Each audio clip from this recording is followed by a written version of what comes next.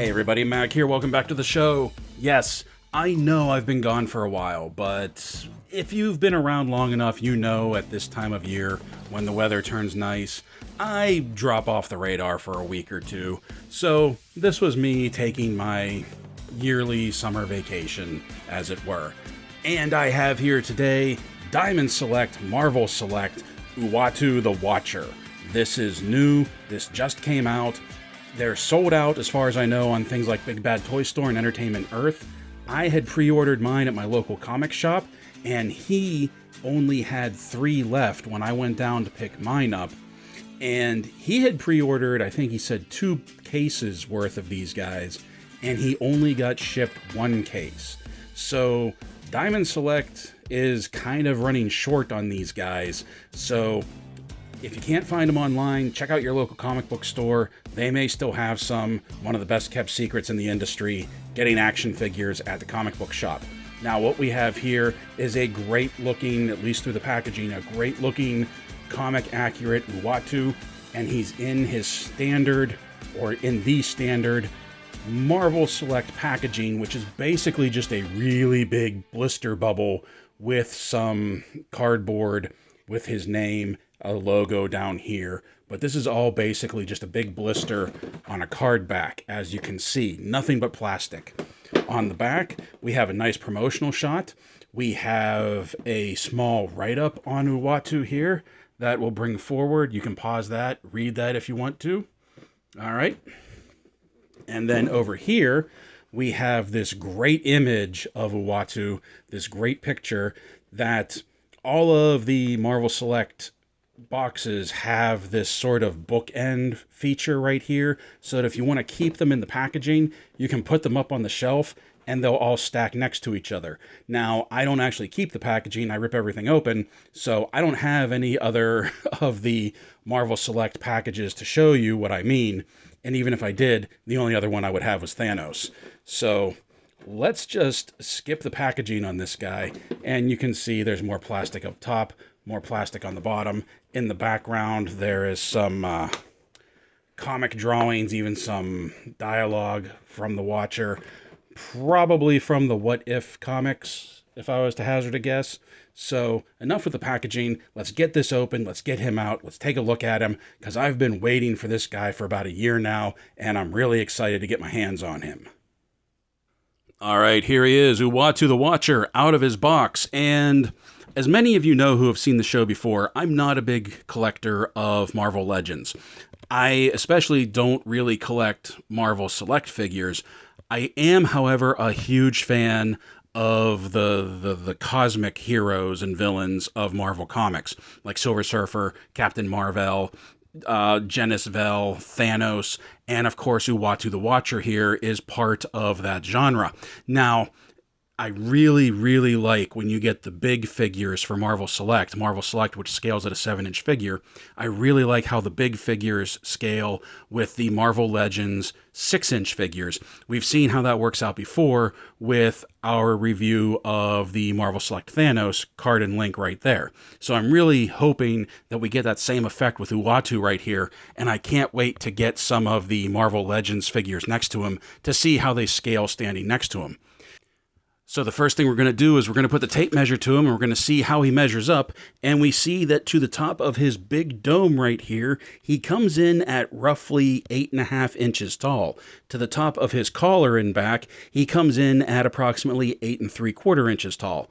Now I know on the camera right now it looks like his head is taller than the collar, but honestly the collar rises up higher and does add some height to him. So trust me on that.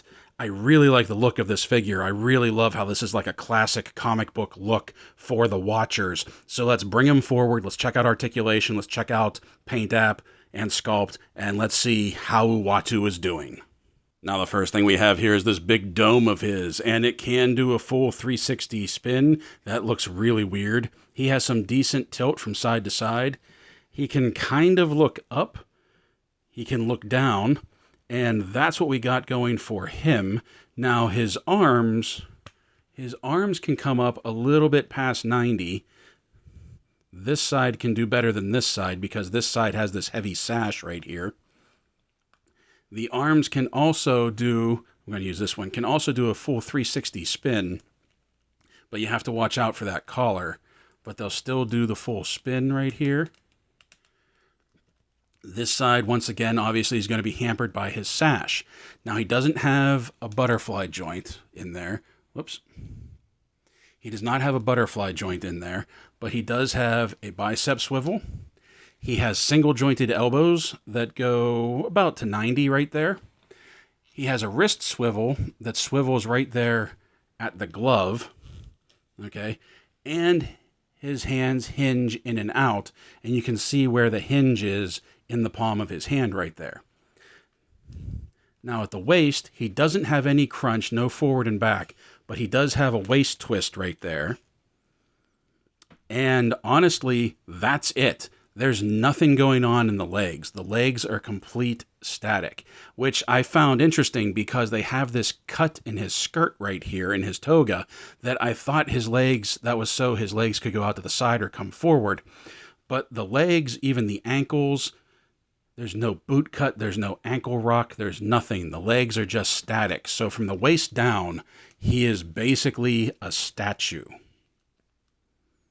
Now looking at the Sculpt and the Paint app, first of all, this is a really intense look for our watcher right here, and I really like that. I love how the wrinkles in his face catch the shadows, and there's a little bit of coloring in there too, especially even here under the cheeks. I like the coloring on his lips.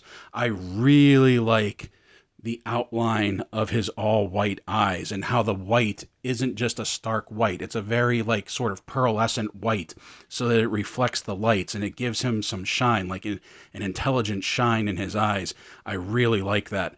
One thing that I don't know if it's showing up on the camera, but is a little annoying to me is that the plastic for his head and the plastic for his arms seems like a different plastic than what they used for his torso.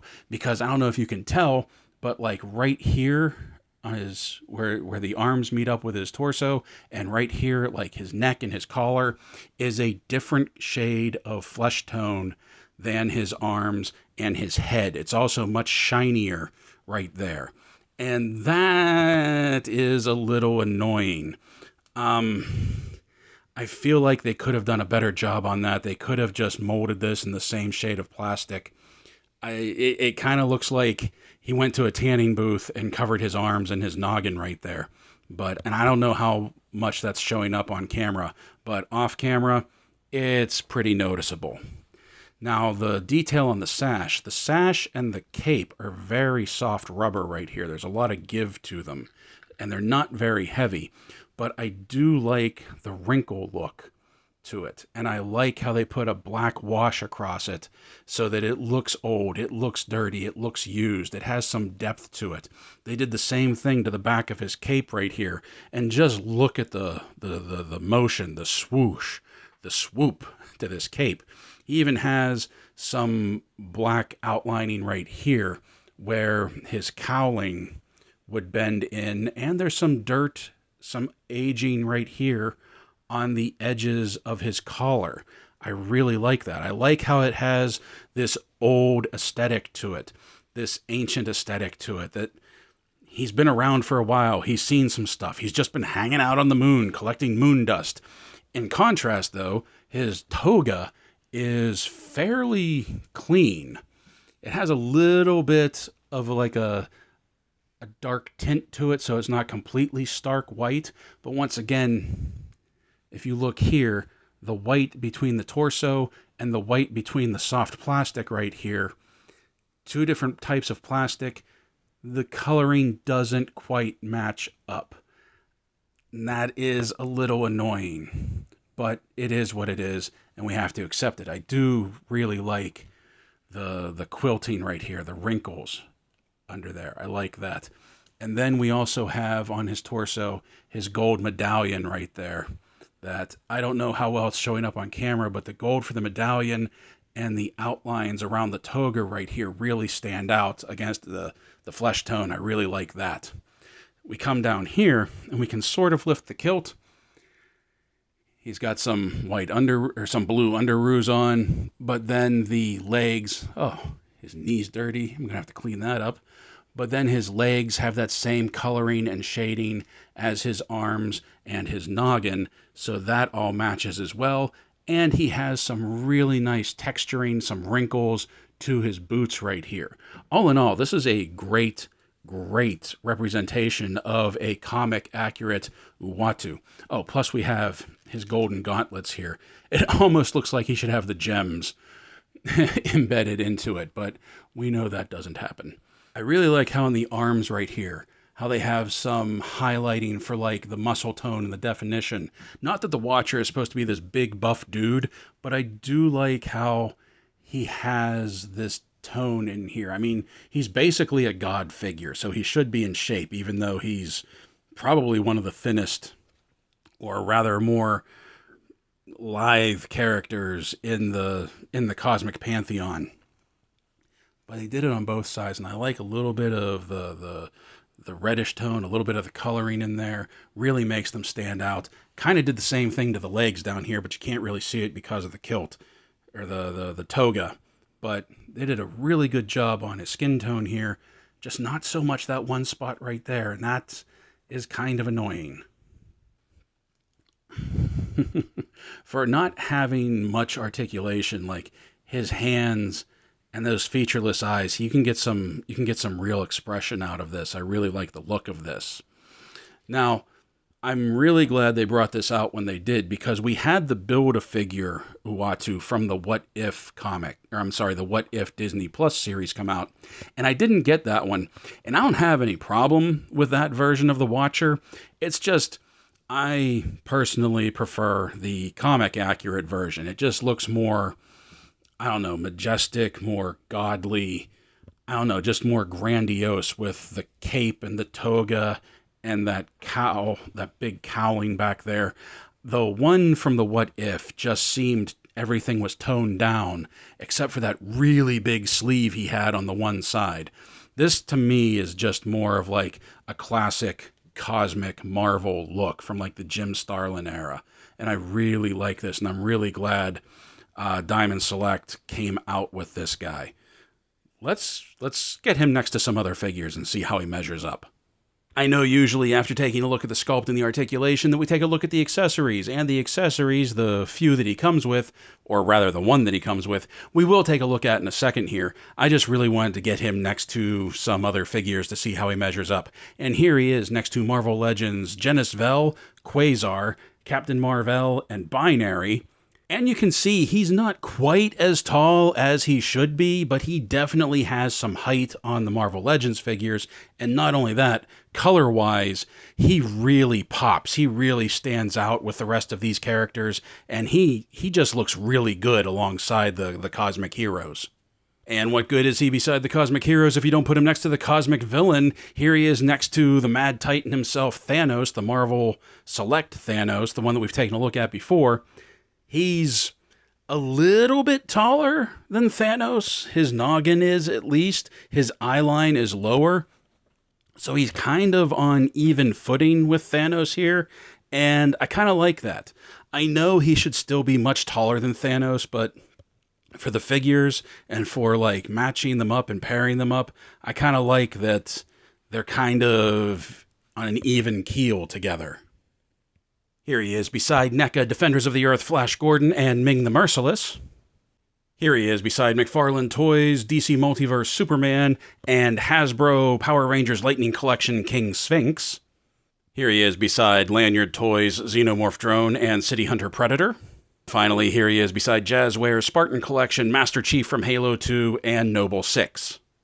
Now, the Marvel Select figures typically come with some sort of diorama piece or some sort of larger accessory just to give them some display ability, but the Watcher here comes with a fairly small figure stand. It is carved very nicely to look like the surface of the moon right here, like he's standing on the edge of a crater. He has some pock marks in it, has a nice color to it, a nice like purple slate color to it, some real nice wash work, black wash on it. to give it some depth, to give it some detail. Even where his feet go, it's designed to look like footprints other than these big pegs that are sticking up right there, that the whole thing looks rather nice.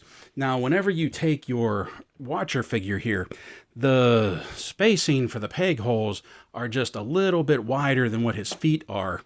So you kind of gotta finagle it a little, spread his legs a little more than what they actually are. But he fits on there fairly solid. It stays on fairly well. And when it's all said and done, he does look good. Whoop, let me drop this down a little bit. He does look good standing on it, and it makes a really nice display piece for him. Let me back him up a little bit more. It makes a really nice display piece for him. I do like that. But that's all he comes with as far as an accessory goes. Now, if you've collected Marvel Select figures before, you know that they come with a pamphlet that shows you all of the other figures that are out with this wave. And like I said, I don't really collect Marvel figures too much, let alone the Marvel Select ones.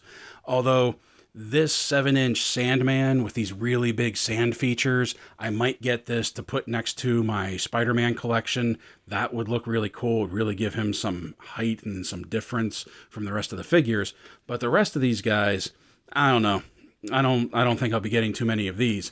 On this side, however, what really jumps out to me is this comic accurate Taskmaster. Because if you look over here, you do have the movie Taskmaster, but I'm not a big fan of that look. But I really like this 7-inch comic accurate Taskmaster right there. I really like Taskmaster. I might get this because this would look really cool next to my Deathstroke. That would look really good.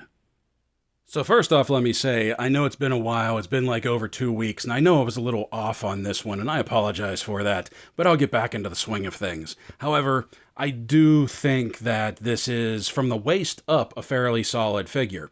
I think he looks good. I think the sculpt is really well done. I think his that stern, intense facial feature or facial expression that he has works really well for the Watcher. I like the wash that was in his arms and a little bit on his legs. From the waist down, he's pretty much a statue, and that's kind of, on one hand, that's kind of a disappointment because you are buying an action figure, but on the other hand, it's like, you're not going to have the Watcher doing high kicks. He's pretty much just meant to stand there and be imposing over your other figures, and that's pretty much what he's going to do, and he's going to look good doing it. Not being a big collector of Marvel Select figures, I don't know how this stacks up with the other Marvel Select figures. Also, not being a big collector of Marvel Legend and definitely not having picked up any of the Disney Plus figures, I honestly can't say how this fares against the Disney Plus, the What If series Watcher. For me, I just like him because he's the one that I grew up with. He's the comic accurate one. He's the one that, for me, looks good on the shelf with the rest of the Cosmic figures. And yeah, I do go for the more classic look of the Cosmic Marvel figures. He is definitely a mileage will vary figure. For some people, they might look at him and go, he's not really worth the $30. I think he's $30, $20 or $30. I can't remember which. People might look at him and go, he's really not worth the $30, especially since he doesn't move from the waist down. Others will look at him and go, hey, that's definitely a deal for $30 to get a classic looking Watcher to put on the shelf with the rest of my figures. So it really depends on how you feel about the Cosmic figures. It really depends on how you feel about the Watcher in general. Some people may not even care if they have a Watcher on their shelf to go with their collection. For example, as much as I love the Cosmic figures, I didn't go in on Galactus because I didn't think I needed a 3-foot-tall Galactus to go with the rest of them. I'm going to be happy just finding one of those older Galacti that's like maybe a foot tall. I can't remember how tall he actually is, but if I find one of the older ones, I'll be happy with that. Like I keep saying, I have been away for 2 weeks, 2.5 weeks, and this guy is just the first of many, many things that we have to take a look at. I have a veritable trove, a horde of figures and things to open up and take a look at. We're even going to have a show and tell day coming up here pretty soon. I haven't done one of those in a while, where I just pull out some stuff, show it off. Not really a full review, just, hey, check this out, this is kind of cool. So we have more coming up, mostly a lot of DC Multiverse, and I think I even have some Witcher coming up. So until then, my friends, play well, stay safe, stay healthy, and as always, thank you for watching.